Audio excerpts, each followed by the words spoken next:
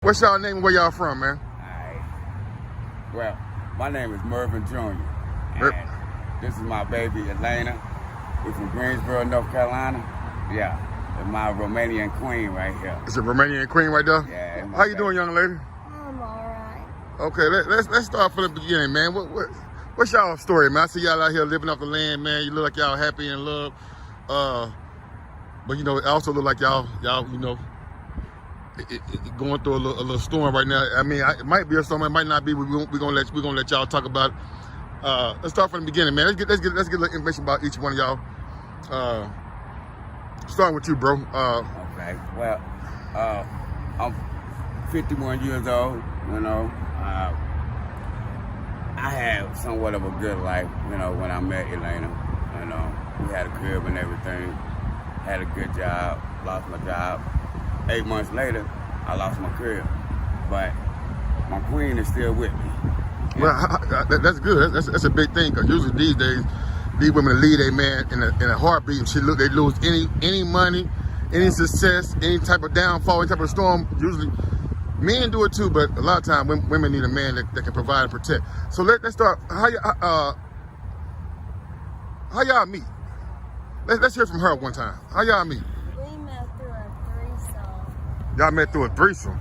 Yeah, he had a girlfriend, and I was supposed to be the third party, and I fell in love with this one. Yeah. You fell in love with Yeah, them? went to the curb. yeah, and we've been together ever since. I was a dancer, I was a stripper when we lived in an apartment. But when he lost his job, and we stayed in a motel for a month. Mhm. We were doing good, and we were paying for the rooms. And I wanted to relax and get my mind right and all that. And we met someone that he used to know back in the day. And So, hold on. So let's back up. Because you're going too fast. So y'all met through a threesome, but he had with his girlfriend, and then you all the way down to the Dilla part. So how did you guys become a couple during the threesome, or after the threesome, or what took place? It was a few days after the threesome. Okay, the girl I was dating, she got mad because I told her. When we started the night before, the two of us was gonna finish, and she got mad and wanted to jump on. jealous. Yeah, she got jealous. So now you gotta remember, Elena came to me 18 and a virgin. 18 and a virgin? Yeah, How old was you? I was 43. You were 43. Yeah, And she was 18 years old as a virgin. yeah. I never did any of that. So when you was a stripper, you still was a virgin as a stripper. No, I didn't bang with him by then. Yeah. But even when I was dancing, I never fucked around. You never had sex. I'm her one and only. Yeah. So you're the only man she ever had sex with to this day. Yes. Oh yeah? Yeah. Okay. So since y'all been together, you say y'all was together and she felt like relaxing, so she wanted to try something new, and she called. What about the dealer? Now let's go. Yeah. Well, when she told me, I told her that, nah, you don't want to try it. And she was, pretty insistent that she wanted to. So we started. I hung up a 2-year sobriety. I'm gonna say that. So we started smoking.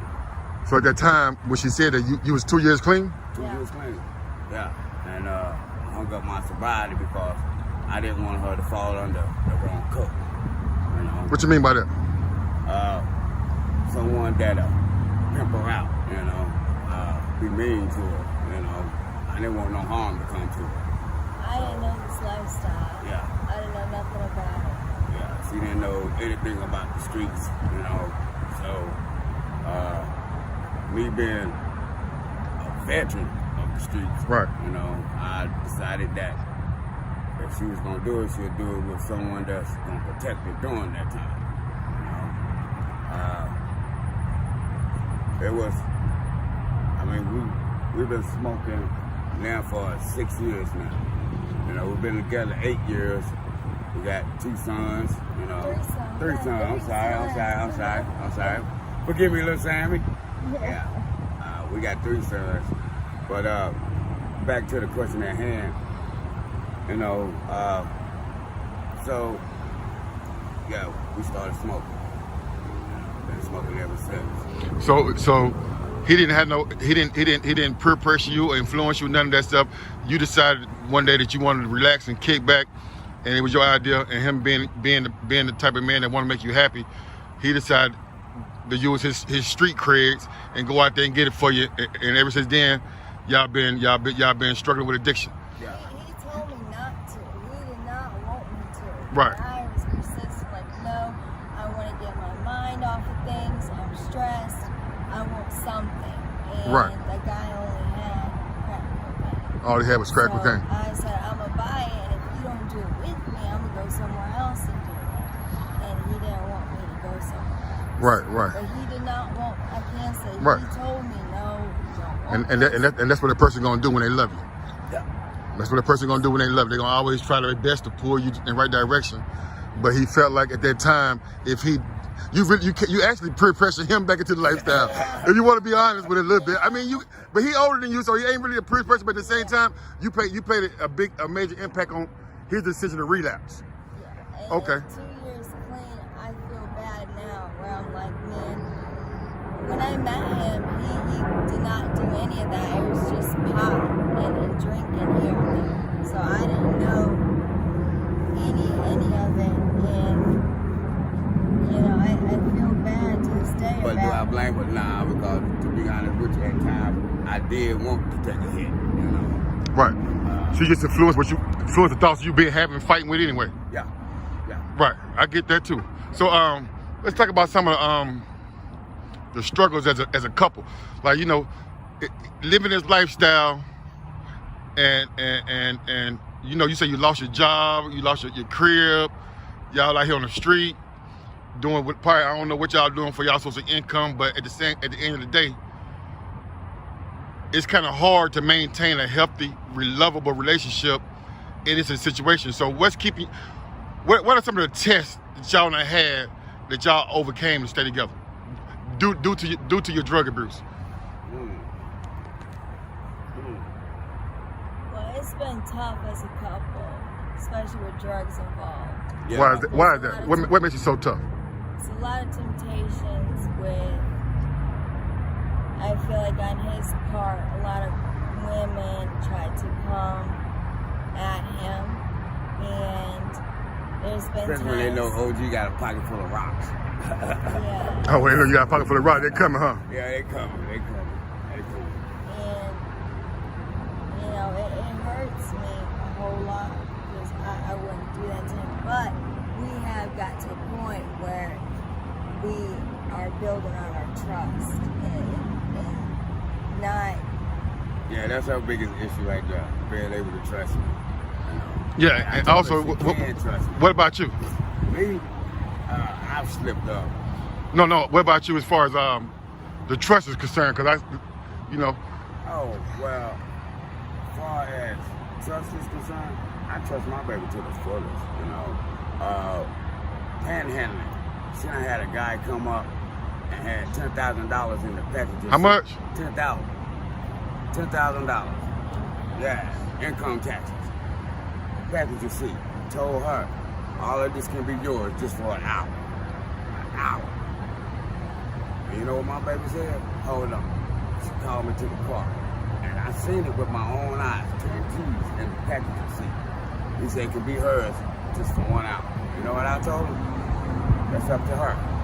She said, nah, I'm not even gonna go that route. She said, I love you. You're my man. I'm staying with my man. I don't care how much money he got.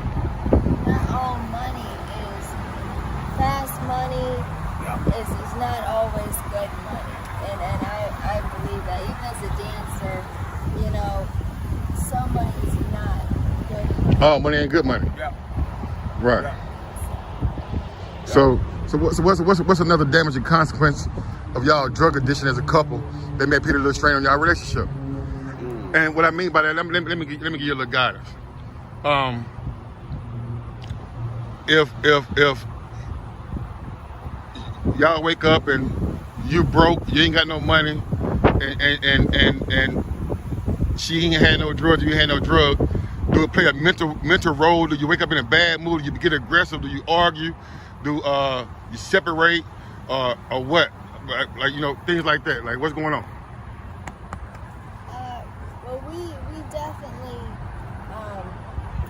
we have a hard time of getting along in the mornings. But a lot of times I get up and try to surprise him. That's what I try to do, is get up and get going and try to surprise him, make him happy, so he's not in a bad mood. Yeah.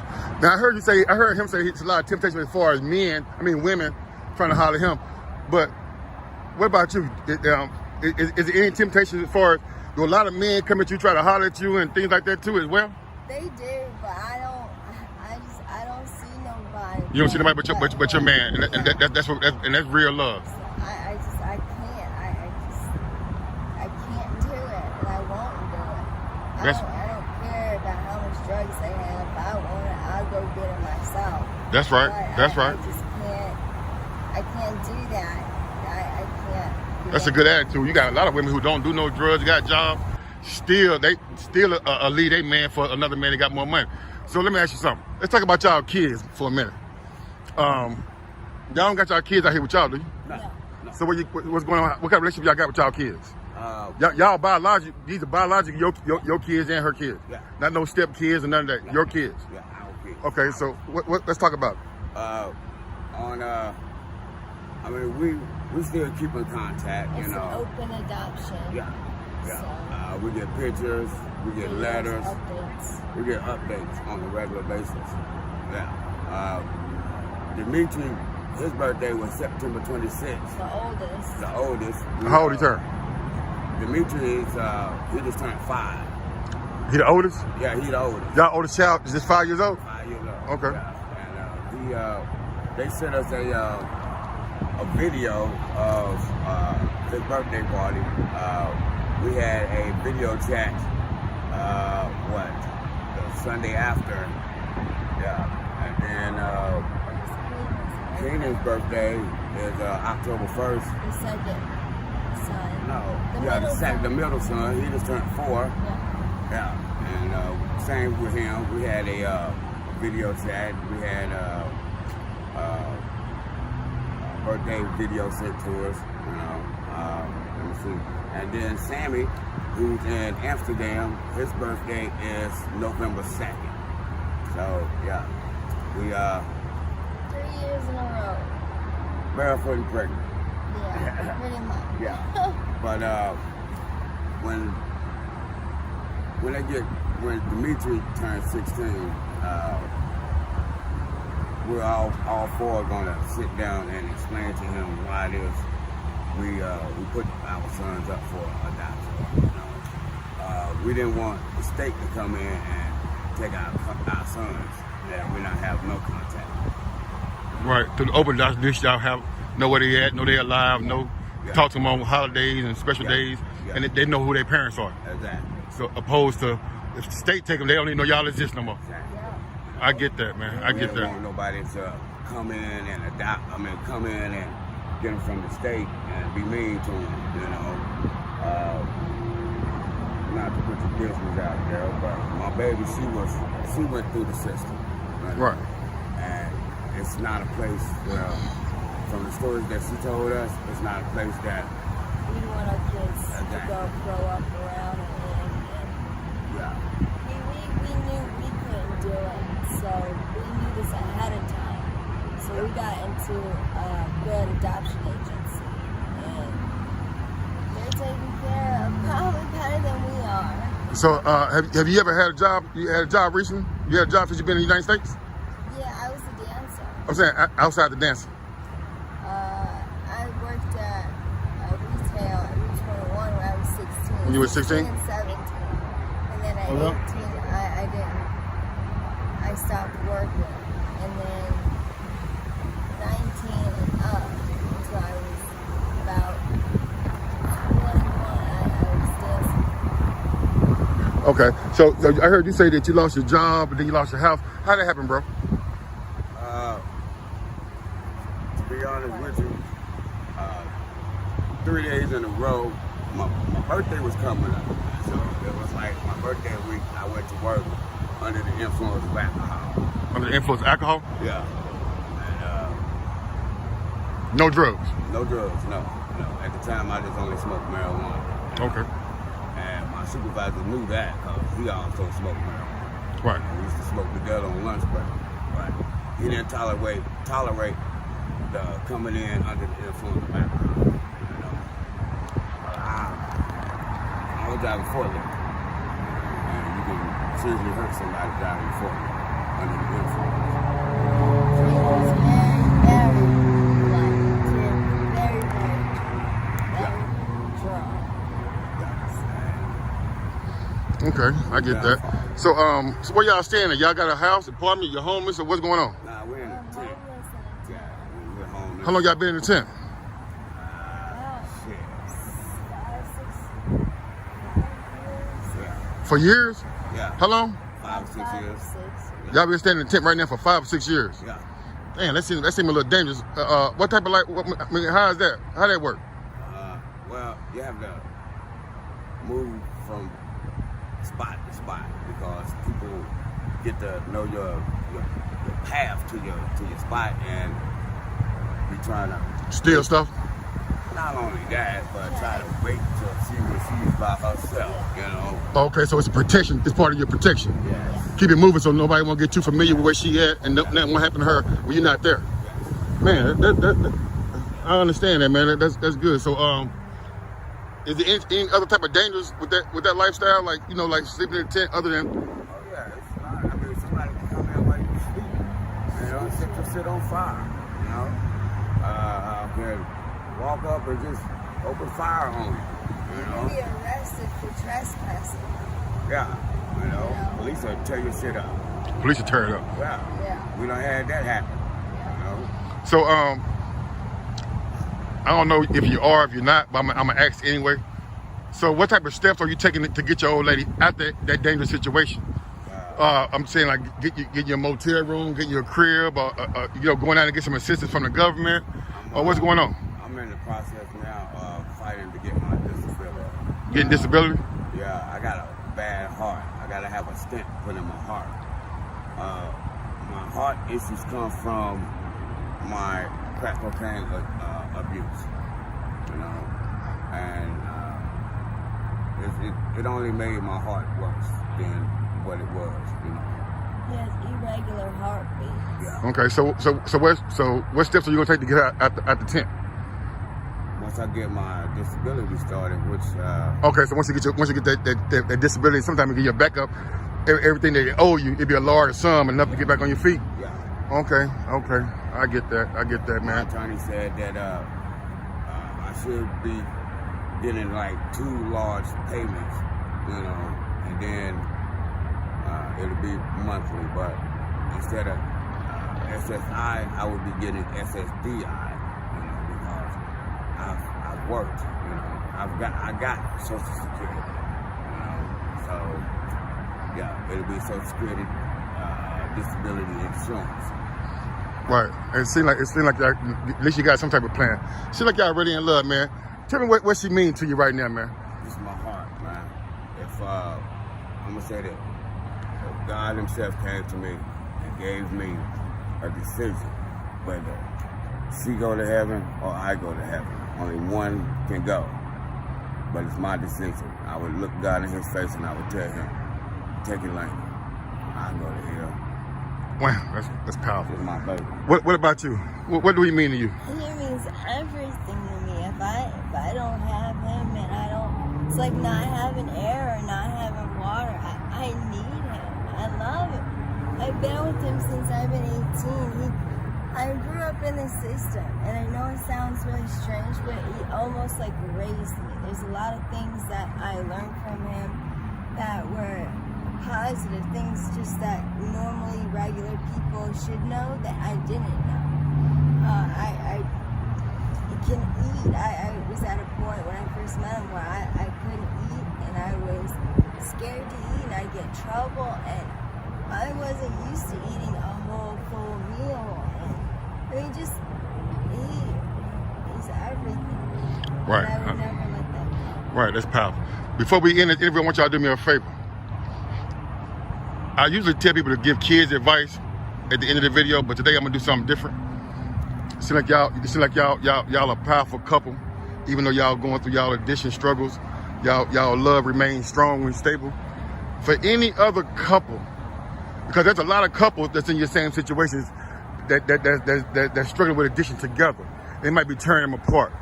Give them the key ingredients that y'all got that'll keep them together, make them fight through it, support each other, and come out their situation together instead of coming out divided or broken up. Me, myself, I say, don't just use the word love as a 4-letter word, you know. Mean it, right? Because to the men, if you show your woman that you love her, she gonna fight for you. Okay? Really. I love mine, you know, and she does everything for me, you know. But trust me. Trust. What about you? What you got for him? I would say that the person that you met before using is that same person. Even though you guys are using, that's a different person. Drugs will take over you and that person. You remember the person you fell in love with is still there. When someone's down and out and at their very lowest, it's your turn to pick them up. You're supposed to be there for them, even at their lowest point. Because you know who they really are, not the drug addict person. You know who they really are. And Man, that's powerful, man. I appreciate y'all time. I got a donation for y'all together. I hope it help y'all on y'all journey. If I ever see y'all again, man, I hope and pray that, you know, you'll be up in a different situation. I hope you get your disability, man, get your woman out that tent. I would give you a whole lecture on this, that, and third, but I struggle too myself. So, you know, I'm gonna leave it up to y'all. Like you said, only person can change your situation is you. I can talk till my head fall off until it's in your heart. Yep. It is what it is. I appreciate y'all time, man. God bless y'all.